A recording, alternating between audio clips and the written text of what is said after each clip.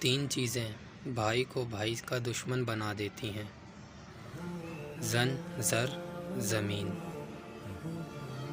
تین چیزیں کوئی دوسرا نہیں چرا سکتا: تعلیم، علم، ہنر۔ تین چیزیں انسان کو زندگی میں ایک بار ملتی ہیں: والدین، حسن، جوانی۔ تین چیزیں کسی کا انتظار نہیں کرتی: موت، وقت، گاگ۔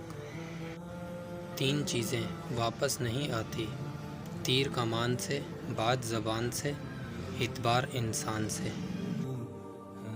حضرت علی نے فرمایا، تم جنت نہ مانگو، بلکہ تم دنیا میں ایسا کام کرو کہ جنت تم کو مانگے۔